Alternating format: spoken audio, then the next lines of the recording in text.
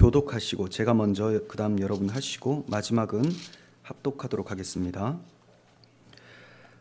아이 사무엘이 엘리 앞에서 여호와를 섬길 때에는 여호와의 말씀이 희귀하여 이상이 흔히 보이지 않았더라.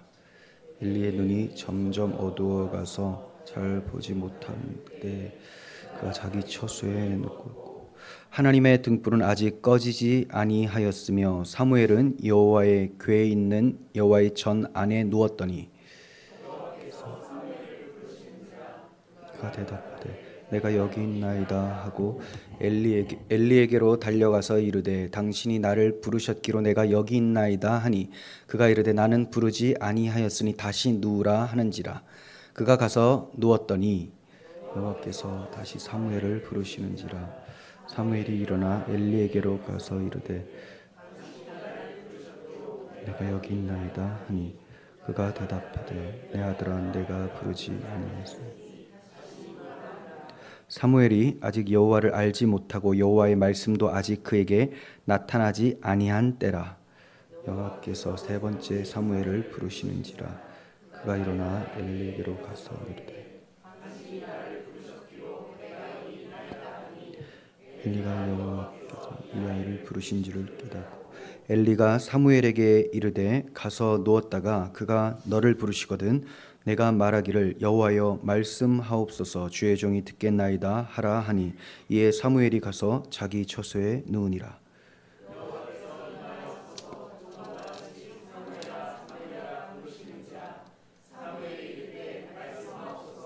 주의 종이 듣겠나이다. 여호와께서 사무엘에게 이르시되 보라 내가 이스라엘 중에 한 일을 행하리니 그것을 듣는 자마다 두 귀가 울리리라.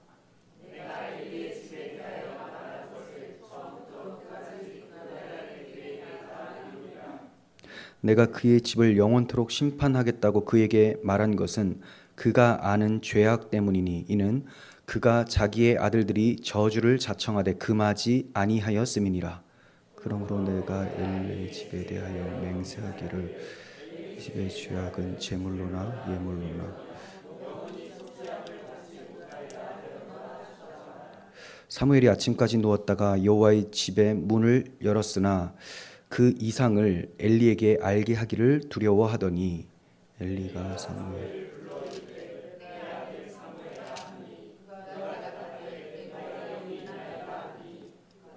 이르되 내게 무엇을 말씀하셨느냐 청하노니 내게 숨기지 말라. 내게 말씀하신 모든 것을 하나라도 숨기면 하나님이 내게 벌을 내리시고 또 내리시기를 원하노라 하는지라.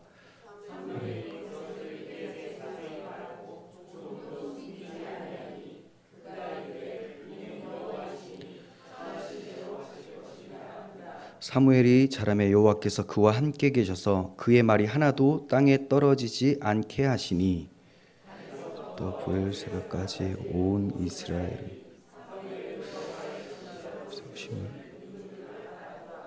여호와께서 실로에서 나타나시되 여호와께서 실로에서 여호와의 말씀으로 사무엘에게 자기를 나타내시니라. 아멘. 네, 말씀이 희귀한 시대라는 제목으로 하나님 말씀을 전하도록 하겠습니다. 말씀이 희귀한 시대, 부제로는 사무엘에게 나타내신 하나님입니다. 이 3장에 들어왔는데 3장의 내용은 하나님께서 사무엘을 부르시고 그에게 말씀을 주시는 내용이에요.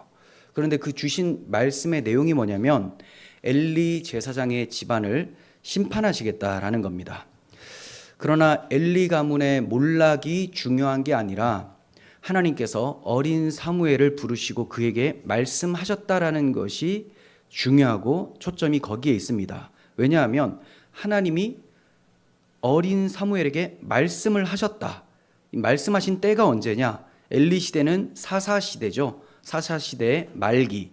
그러니까 여호와의 말씀이 희귀하여서 정말 그 하나님 말씀이 선포되거나 들리는 것이 굉장히 어려운 그런 시기에 하나님이 말씀하셨다라는 거예요. 그러니까 암흑 시대에 하나님께서 빛과 같은 말씀을 계시해 주시니 그게 희망이 되는 것입니다.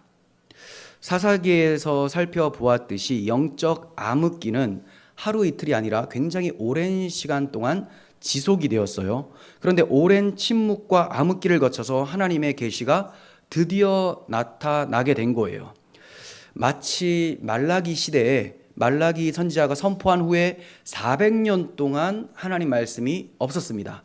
그러다가 회개하라 천국이 가까이 왔느니라 라고 세례 요한이 광야에서 외치는 소리로 말씀을 하니까 이제 정말 사람들이 회개하려고 나오는 그런 모습이 보여졌죠. 그리고 나서 등장하는 인물이 하나님의 어린 양 예수 그리스도였어요. 마찬가지로 사무엘이 흑암과 같았던 사사 시대에 빛 되시는 하나님 말씀을 듣게 되고 선포하기 시작하고, 그리고 나서 하나님이 기뻐하시는 다윗을 등장시키게 되는 것입니다. 이와 같이 사무엘이 말씀을 받았다, 하나님이 자기를 말씀을 통하여 사무엘에게 나타내셨다라는 것은 이스라엘 백성들에게 소망이 되는, 빛이 비춰지고 있는 그런 상황이라는 거예요. 그런데 특이한 점은 하나님의 계시가 당시 대제사장이었던 엘리에게 임한 것이 아니라 그에게 수종을 들고 있었던 아주 어린 사무엘에게 임했다라는 점이죠. 본문 3장을 통해서 말씀이 희귀한 시대에 사무엘에게 자신을 나타내신 하나님에 대해서 좀 살펴보고자 합니다. 자, 아이 사무엘이 엘리 앞에서 여호와를 섬길 때 여호와의 말씀이 희귀했습니다. 이것은 정말로 말씀 자체를 주시지 않은 것도 있겠지만 엘리와 그 두 아들의 영적 상태가 굉장히 안 좋았기 때문에 말씀을 하셔도 저들이 듣지 못하는 상태였다는 것도 포함해서 이해를 하셔야 돼요. 엘리의 눈이 점점 어두워져서 잘 보이지 않았다라고 말씀을 하고 있어요. 이것은 육신의 눈을 가리키는 것이 맞지만 중의적 의미가 있습니다. 지금 하나님께서는 이 사무엘을 기록하게 하실 때에 중의적 의미를 자주 사용을 하세요. 엘리가 나이가 들어서 눈이 어두워서 잘 보이지 않았다. 이것은 정말로 눈이 보이지 않은 것도 맞지만 영적인 지각이 떨어져 있는 상태에도 동시에 상징적으로 말씀해 주시는 거예요. 하나님께서는 직접 말씀해 주시기도 합니다. 직접. 하지만 또 온 우주 만물을 통해서도 말씀을 해주는 하나님이세요.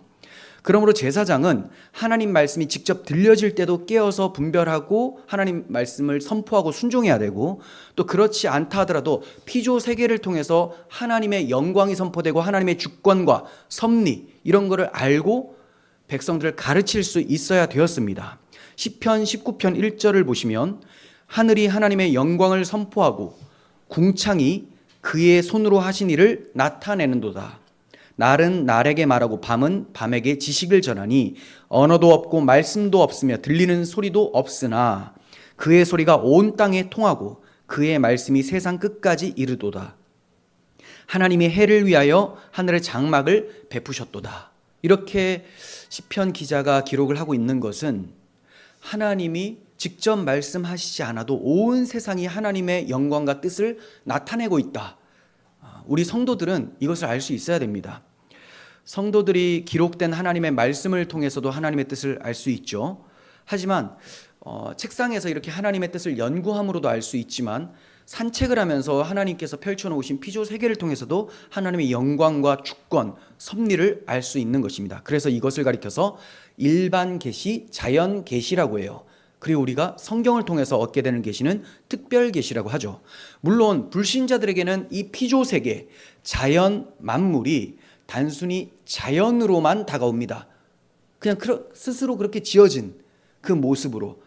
그래서 계시가 될 수 없어요. 일반 계시, 자연 계시라는 것은 성도들에게만 해당되는 것이지 불신자들에게는 피조 세계를 보면서 그들이 야, 참 멋지다. 어떻게 이렇게 자연의 위대함, 참 놀랍다. 자연의 위대함, 스스로 그렇게 됐다라는 뜻이죠. 자연이라는 단어는. 그러니까 창조주를 무시하는 거예요. 하지만 우리 성도들은 어떻습니까? 자연을 통해서 계시를 받아요. 어떻게 그것을 알 수 있느냐? 성경을 통해서 천지를 하나님이 지으셨다는 것을 알기 때문에, 그래서 특별 계시를 받은 사람들, 성경을 통해 하나님을 아는 사람들은 자연을 보면 하나님의 뜻과 영광을 찬양할 수가 있게 되는 것입니다. 당시에 성경이 완전히 기록되어 있지는 않았지만 이 대제사장 같은 경우는 하나님 말씀을 직접 받을 수도 있는 사람이었습니다. 그리고 피조세계를 통해서 하나님의 뜻을 알 수 있어야 되는데, 하나님의 영광을 찬양할 수 있어야 되는데, 엘리의 상태는 그렇지 못했습니다. 그냥 저기 해를 보고 달을 보고 산을 보면 멋지네 하고 창조주 하나님을 인지를 못하고 있는 거죠. 그러니까 사사시대의 상태가 어떻습니까? 각자 자기의 소견에 옳은 대로 행하였더라. 왜? 왕이 없었기 때문에. 사실 하나님이 왕이신데도 저들이 무지해서, 영적으로 타락해서 보지를 못했던 것이죠. 자, 이렇게 하나님은 충만히 자연을 통해 계시해 주셨으나 당시 영적 상태로는 하나님의 뜻을, 말씀을 듣지 못하고 있었던 거예요. 또한 직접 말씀을 해주셔도 저들의 상태가 항상 불순종이 습관인 상태입니다. 그래서 항상 자기 소견에 옳은 대로 행하기 때문에 하나님께서 말씀하실 이유가 없어지는 겁니다. 말씀을 해 주셔도, 직통 계시를 주셔도 듣지를 않기 때문에. 불순종하는 사람들에게 하나님이 한 번, 두 번 더 해주실 수는 있어요. 하지만 계속 듣지 않는 것이 습관이라면 말씀해 주실 이유가 없겠죠. 오늘날도 마찬가지예요. 오늘날은 직통 계시는 없어요. 하지만 기록된 성경을 통해서 특별 계시가 주어졌습니다.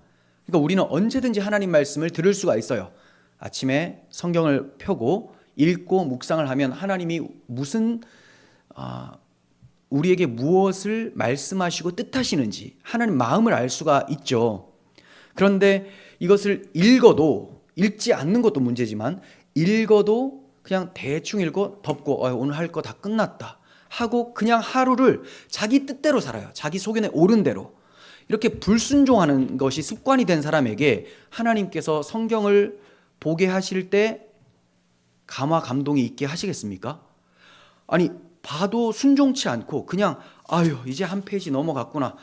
목사님이 계속 이렇게 독려를 하시니 어쩔 수 없이 읽긴 읽는데, 읽고 덮고 그냥 이제 자기 뜻대로 사는 거예요.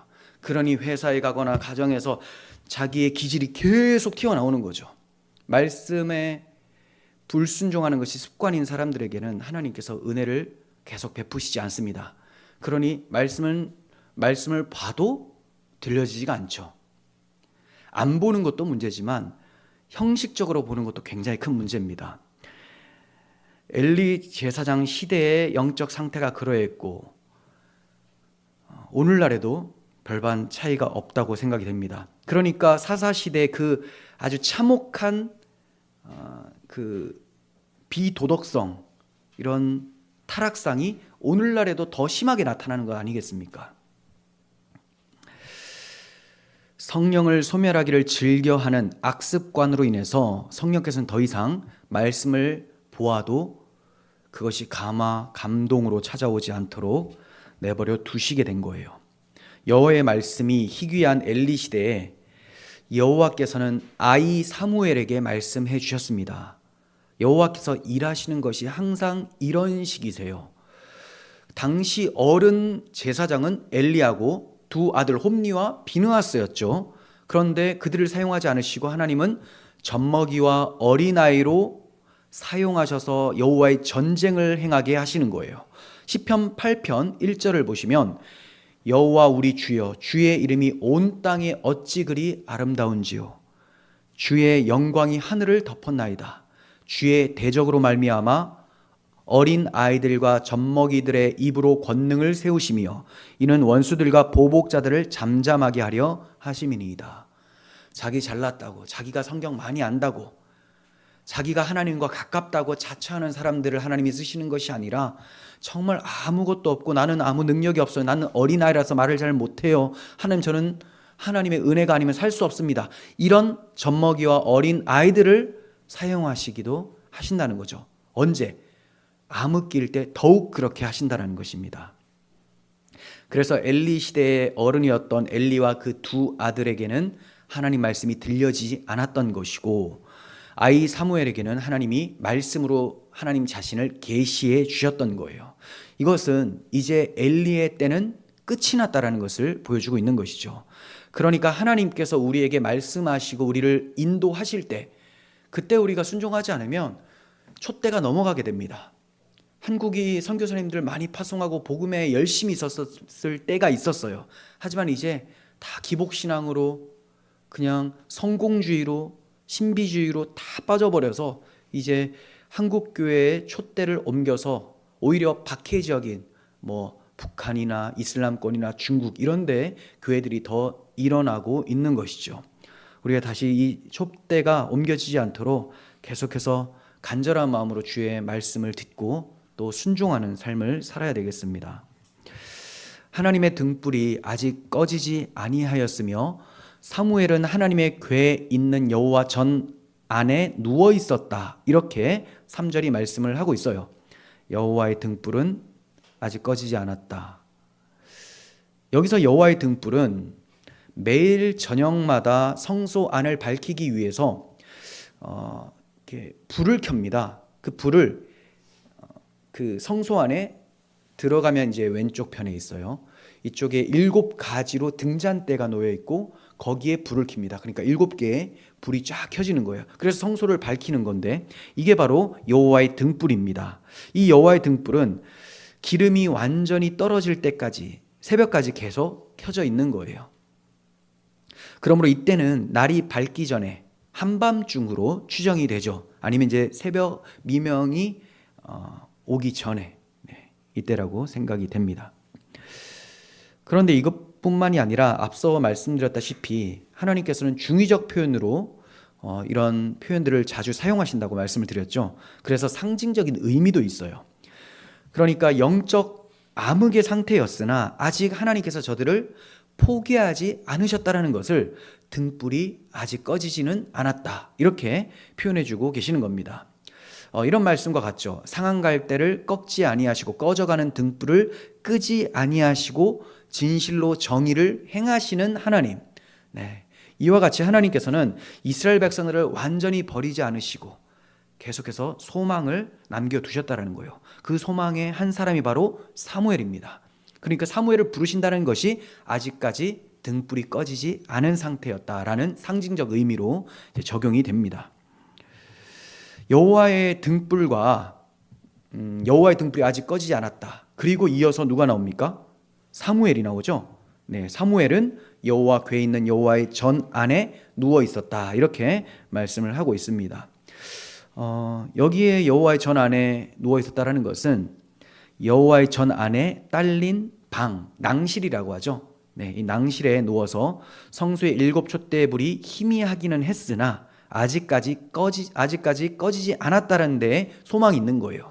그러니까 등불이 꺼지지 않은 것과 사무엘이 준비되어 있는 것, 같은 의미로 저는 이제 보여집니다.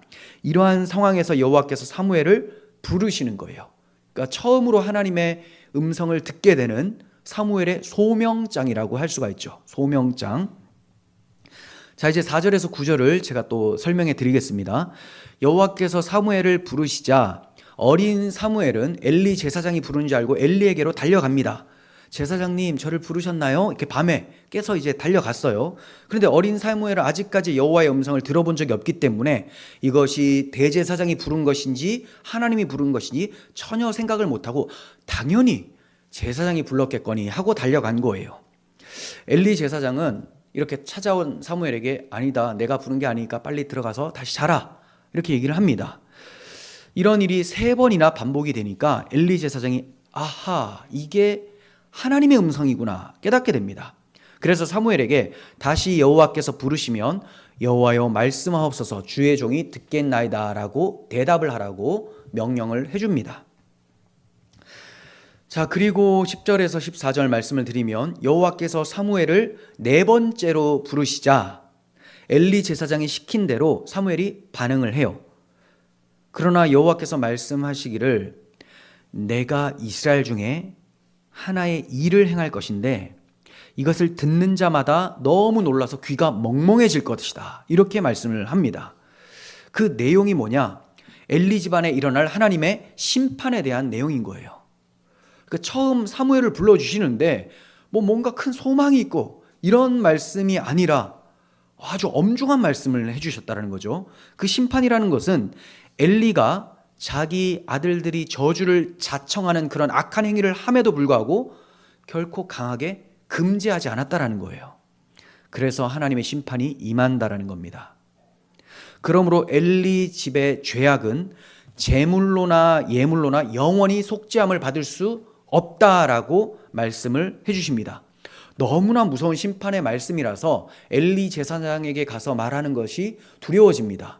그렇지 않겠어요? 어린 사무엘인데 자기가 모시고 있는 제사장이에요. 그런데 아침 딱 문 열고 가서 할아버지 제사장님, 할아버지 제사장 이제 끝났대요. 이거 어떻게 말해요?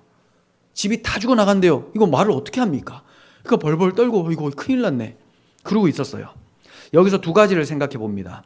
첫째, 어째서 하나님께서는 엘리 집안의 죄악은 제물로나 예물로나 영원히 속죄함을 받을 수 없다고 말씀하시는 걸까요? 이 죄라는 것이 사람 사이에서 일어난 죄가 아니라 여호와께 범한 죄였기 때문에 그래요. 사실 모든 범죄는 여호와께 행한 범죄가 됩니다. 결과적으로는 창조주 하나님의 그 손 아래에서 일어나는 것이기 때문에 결국 하나님께 범한 죄지만 지금 엘리 제사장 집안에서 지은 죄들은 그런 정도가 아니라 직접 하나님께 완전히 도전하는 그런 죄였던 거예요. 그게 뭐냐면 여호와의 제사를 멸시한 죄입니다. 우리가 2장에서 살펴보았죠. 여호와의 제사를 멸시한 죄. 그러니까 이 제사라는 것은 성경에 나오는 제사는 앞으로 하나님께 우리 죄를 대신하여 속죄의 제사를 드려주실 대속 제물, 하나님이 준비하신 제물, 예수 그리스도의 십자가 사건을 나타내는 거예요. 그런데 여호와의 제사를 멸시했다라는 것이 뭐가 됩니까? 오늘날에는 복음을 짓밟는 행위, 예수 그리스도를 모독하는 행위가 되어버리는 거예요. 그러니까 그 죄는 용서를 받을 수가 없죠. 여호와의 제사를, 그리스도의 십자가 복음을 무시하고 어떻게 우리가 다시 용서를 받을 수가 있겠습니까? 그러니까 용서를 받을 수 없는 죄, 성령 모독죄는 복음을 회방한 죄라고 말씀을 드렸죠.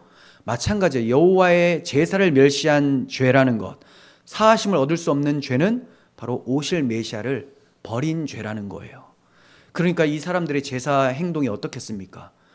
메시아를 바라보면서 자기 죄를 애통해하며 드리는 그런 제사가 아니라 그냥 하기 싫은데 억지로 하는, 그냥 율법 조문에 따라서 하라고 하니까 죽지 않으려고 하는 그런 행위라는 거예요. 하나님께 감사함, 죄에 대한 애통 이런 거 없습니다. 그러니까 하나님께 드려지는 제물이 예수 그리스도를 예표함에도 불구하고 드린 제물이 삶아질 때 갈고리를 팍 집어가지고 맛있는 거 자기가 꺼내 먹고 기름도 하나님께 드려야 되는데 자기가 먼저 먹고 이런 행위를 했었던 거죠. 이렇게 여호와의 제사를 멸시한 죄는 속죄함을 받을 다른 길이 없는 거예요. 또 우리가 생각해 볼 것은 어째서 엘리 제사장에게 직접 말씀하시지 않으시고 아이 사무엘에게 말씀하신 걸까요? 이것은 하나님께서 이제 사무엘을 하나님의 말씀을 대언할 선지자로 세우시기로 작정하셨다는 것, 그걸 나타내고 있어요. 그래서 20절을 보면 단에서부터 브엘세바까지 온 이스라엘이 사무엘이 여호와의 선지자로 세우심을 입은 줄을 알았다라고 말씀을 하죠. 그러니까 사무엘은 제사장임과 동시에 사사시대니까 마지막 사사가 되고요, 선지자가 되는 거예요. 다만 뭐만 아니냐, 아직 왕이 세워지지 않은 왕권이 아니라 뭐라고 하죠? 왕정시대는 아니었기 때문에 왕만 아니었지 선지자이자 제사장 그리고 왕과 비슷한 사사의 직분을 가지고 있었던 거예요. 굉장히 하나님께서 귀하게 사용을 해주시고 계시죠.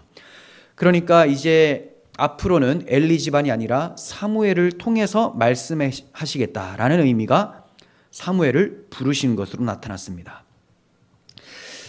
이제 15절부터 18절 또 말씀을 드릴게요. 사무엘이 여호와께 들은 말씀을 엘리 제사장에게 말하기를 두려워합니다. 하나님께서 심판하시겠다라는 말씀을 하셨기 때문에 이게 너무 부담이 되었습니다. 하지만 엘리는 어젯밤에 하나님께서 뭐라고 하셨느냐, 어젯밤이 아니죠, 새벽에 뭐라고 하셨느냐, 이렇게 숨기지 말고 말을 하라고 합니다. 하나라도 숨기면 여호와께서 너에게 벌을 내리고 또 벌을 내릴 줄을 알아라. 네, 이렇게 얘기를 합니다. 자기에게 벌 내려갈 줄을 모르고 이런 엄포를 놓고 있어요. 이에 사무엘이 하는 수 없이 숨기지 않고 다 말을 해요.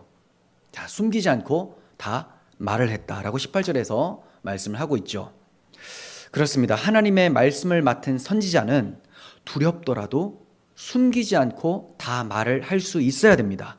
가감 없이 하나님 말씀을 대언할 책임이 있는 거예요.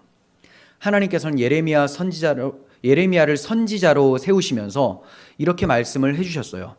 너는 아이라고 말하지 말고 내가 너를 누구에게 보내든지 너는 가며 내가 내게 무엇을 명령하든지 너는 말해라. 그러므로 너는 내 허리를 동이고 일어나 내가 내게 명령한 바를 다 그들에게 말하라. 그들 때문에 두려워하지 말라라고 합니다. 예레미야가 소명을 받을 때 소명과 함께 사명을 받거든요. 소명은 불러주시는 거, 사명은 자기가 행해야 될 일을 얘기를 하는 거잖아요. 어린 나이 때 받습니다. 그러니까 자기는 어리기 때문에 말을 잘 못하고 부담이 된다라고 얘기를 해요. 하지만 그런 말 하지 말라는 거예요. 네가 나이가 있든 어리든 상관없이 하나님의 말씀이 주어지면 담대하게 다 말해야 된다라고 가르쳐 주었던 겁니다.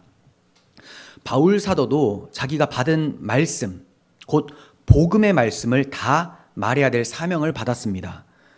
그래서 에베소 장로들을 밀레도에서 다 불러 모아서 고별 설교를 할 때 이렇게 얘기를 합니다. 아시아에 들어온 첫날부터 지금까지 내가 항상 여러분들 가운데서 어떻게 행했는지 여러분들도 잘 알고 있다. 내가 유익한 것은 무엇이든지 공중에서나 각 집에서나 거리낌 없이 다 여러분에게 전하고 가르쳤다라고 얘기를 해요. 유익한 것이라면 즉 하나님의 말씀이죠. 복음에 관한 모든 것은 다 가르쳤다라는 거예요.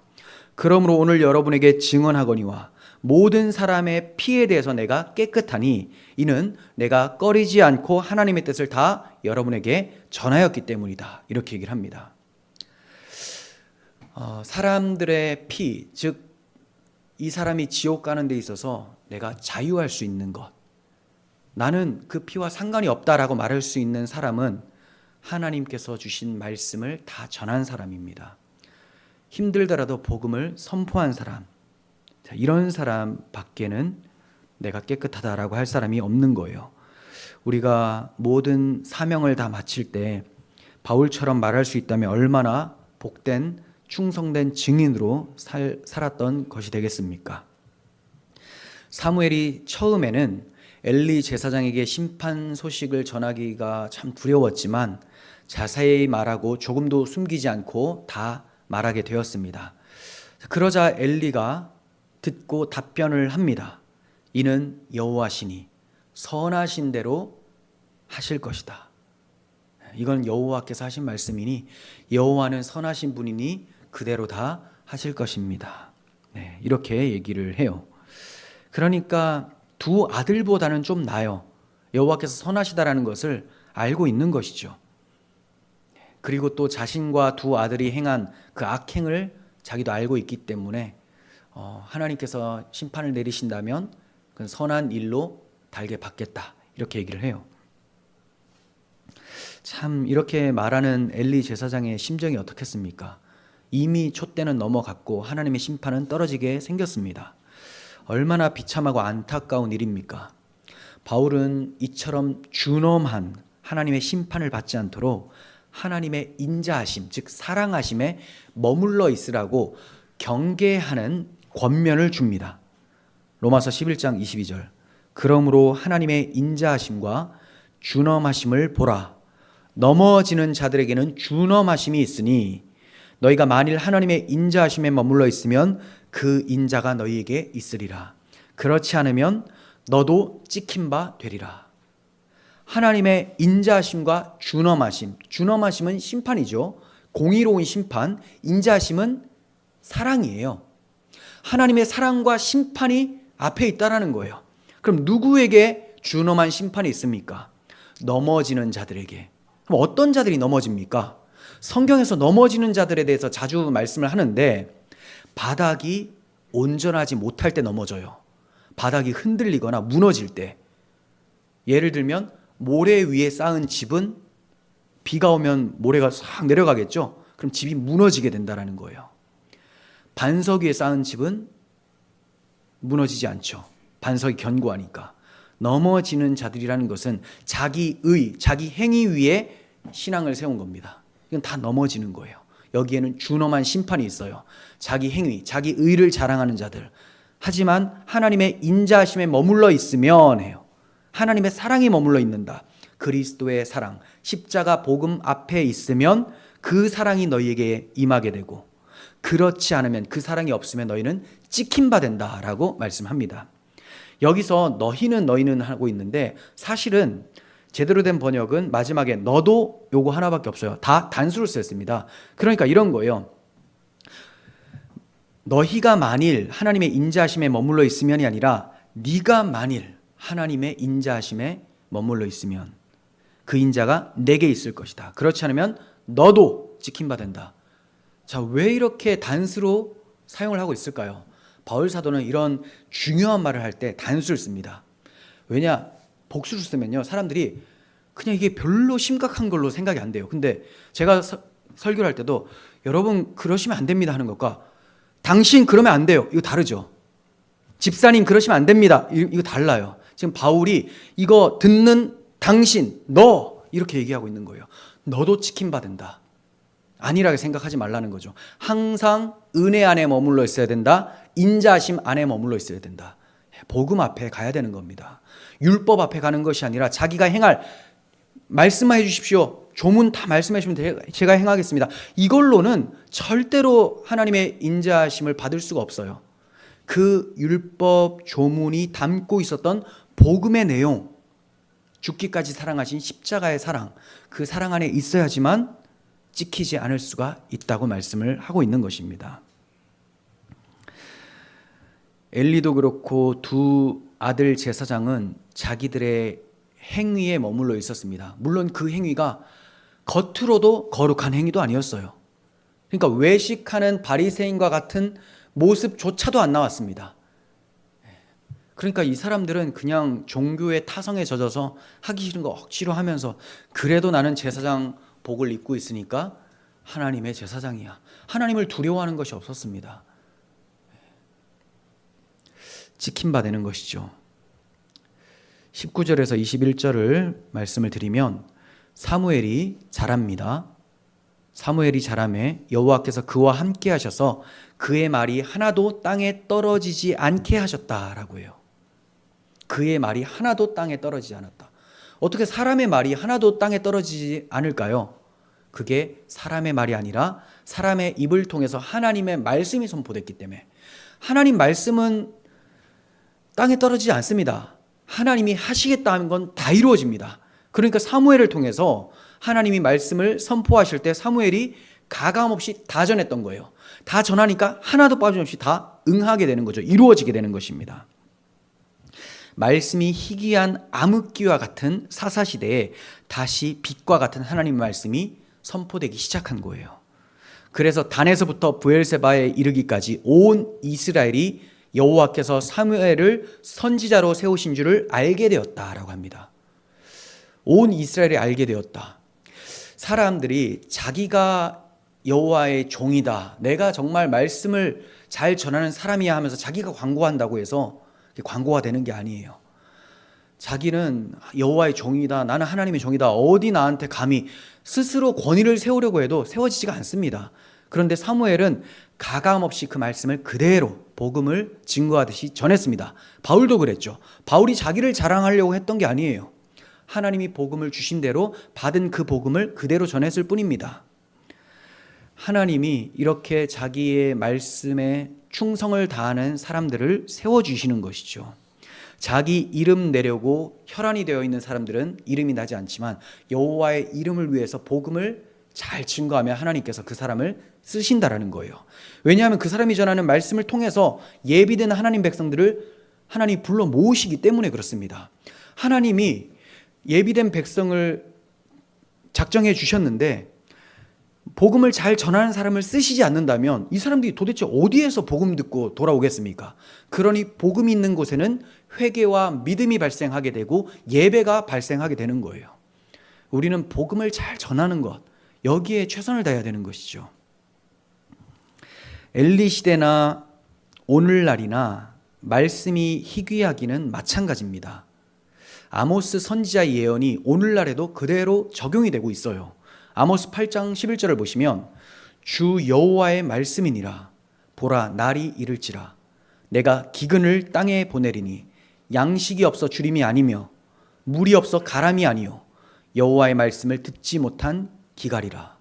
사람이 이 바다에서 저 바다까지 북쪽에서 동쪽까지 비틀거리며 여호와의 말씀을 구하려고 돌아다녀도 얻지 못하리니 그날의 아름다운 처녀와 젊은 남자가 다 갈아여 쓰러지리라. 사람들이 기근을 땅에 보내겠다라는 여호와의 말씀을 들으면 당시 영적 상태가 안 좋기 때문에 야, 이제 우리 먹고 살 게 없어지는구나, 마실 물도 없어지는구나, 이렇게 생각하고 있었는데 아모스 선지자에게 이렇게 말씀하시죠. 그게 중요한 게 아니야. 너희가 육신이 못 먹고 목말라서 죽는 것, 이거보다 더 비참한 현실이 뭔 줄 아느냐. 내가 너희에게 말씀을 전하지 않겠다라는 거다. 하나님 말씀이 없는 것이 그게 기근이에요. 그게 기근. 아무리 배불리 먹어도 하나님 말씀이 들려지지 않으면 그 영혼은 바닥이 쩍쩍 갈라지는 거예요. 심령이 완전히 폐허가 되어버린 상태가 되는 것입니다. 예루살렘 성전이 파괴된 것 보고 통곡을 해요, 사람들이. 근데 자기 영혼에 자기가 성전이라는 걸 모르고 자기 영혼이 메말라가는 것을 보면서 탄식하지 않습니다. 지금 이스라엘 통곡의 벽에서 사람들이 계속 울면서 기도하고 세대주의자들이 가서 여호와의 성전이 다시 세워지기를 바라고 이루고 있어요. 자기 영혼이 시들어가고 바닥이 쩍쩍 갈라지는 것은 잘 몰라요. 여호와의 말씀을 듣지 못한 기근이 엘리 시대에도, 그리고 아모스가 예언한 후대 시대에, 예수께서 오시는 그 시대에 얼마나 영혼이 다 메말라 있었습니까? 그런데 오늘날에도 그런 상태가 되어지고 있다는 거예요. 24시간 유튜브만 틀면, 또 TV나 라디오를 켜면 항상 말씀을 들을 수가 있어요. 우리는 언제든지 설교를 찾아 들을 수가 있습니다. 그런데 정말 영혼의 목마름을 해결할 수 있는 생명수와 같은 복음의 말씀을 TV만 켜고 라디오만 켜고 유튜브 알고리즘 뜨는 게 다 복음의 말씀인가? 그렇지는 않다는 거죠. 그래서 찾아 듣는 게 되게 힘들잖아요. 피로하게 듣는 겁니다. 피로하게 듣고 이게 아니구나. 그래서 분별하여 듣고 그렇게 해서 교회를 찾아오신 분들도 있어요. 또 우리 교회가 너무 먼 경우에는 찾아달라고 메일도 보내고 연락도 옵니다. 근데 예전 같았으면 뭐 좀 그래도 추천을 좀 했거든요. 근데 이제는 더더욱 찾기가 어려워져서 정말 어렵습니다. 그냥 그분에게 열심히 계속 찾으라는 말, 이것밖에 할 수가 없고, 예전에는 그래도 뭐 어디든지 좀 나가세요 이렇게 했어요. 지금도 어디든지 나가는 것은 중요하다고 보는데, 근데 견딜 수 없을 정도로 배도한 말씀을 전하는 곳으로 가면 또 안 되잖아요. 네. 그래서 우리가 금을 캐는 것보다 금보다 귀한 예수 그리스도의 복음을 발견하는 것이 더 어려운 시대에 살고 있고, 또 발품을 팔아서라도 그렇게 찾는 것이 정말 값지다라는 것을 알고 수고를 하셔야 됩니다. 그냥 유튜브로만, 온라인으로만 만족해서는 안 돼요. 물론 그분들이 만족하려고 하지 않는다는 것도 알아요. 근데 뭐 워낙 어려우니까. 그래도 곳곳에 하나님께서는 말씀을 잘 전하는, 복음을 가감없이 전하는 사람들을 남겨두셨어요. 찾기 어렵지만 두시긴 하셨습니다. 생각해 보세요. 엘리 시대에도 사무엘이 있었죠. 엘리야 시대에도 바알에게 무릎 꿇지 않은 7,000명이 있었습니다. 다만 드러나지 않고 감추어져 있었던 것뿐이에요.